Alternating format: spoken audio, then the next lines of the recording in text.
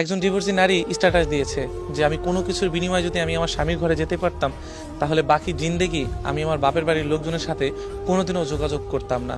একজন মেয়ে যখন এই কথা বলে, অনেক সময় কি জানেন যে একজন পুরুষ সারাদিন কষ্ট করে এসে তখন চাই যে তার বউর মুখে হয়তো ভালো দুটো কথা শুনি, কিংবা আমার বউকে নিয়ে ভালো থাকি। একজন পুরুষ এটাই চাই জানেন, যে বিয়ে করার পরে আমার বাবা মাকে নিয়ে এবং সংসারটা সুন্দর থাকুক।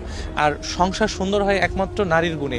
এটা আমি আপনি মানি বা না মানি সেটা কোনো বিষয় না, কারণ একজন পুরুষের মাথায় চিন্তা থাকে যে আমি সারাদিন কিভাবে রোজগার করে এনে ঘরে আমার বউটাকে ভালো রাখবো, আমি কিভাবে ভালো থাকবো, সংসারটাকে কিভাবে ভালো রাখবো এবং ভালোবাসার মানুষটিগুলো নিয়ে কিভাবে ভালো থাকবো।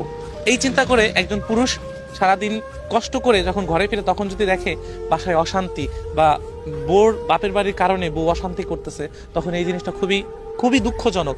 এমন কিন্তু সংসারে অনেক হয়ে থাকে যে অনেক মেয়েরা না বাপের বাড়ির কথা শুনে না, যে স্বামীর স্বামীর সংসারে অশান্তি করে, স্বামীর বাবা মাকে ভালোবাসতেছে না, অনেক ধরনের অশান্তি সৃষ্টি করে।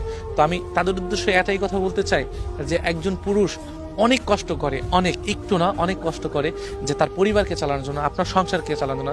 আচ্ছা, আপনি যেই পুরুষের ঘর করতেছেন একটা জিনিস চিন্তা করে দেখেন তো, যে আপনার বাবাও তো যখন নতুন বিয়ে করে ঘরে এসেছিল আপনার মা, আপনার বাবাও সেই সংসারের জন্য কত দিনরাত পরিশ্রম করেছে।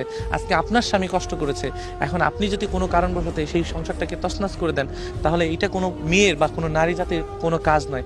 আমি এটাই বলতে চাচ্ছি যে দেখেন, একজন ডিভোর্সি নারী জানে যে আসলে ডিভোর্স হওয়াটা কতটা কষ্টজনক।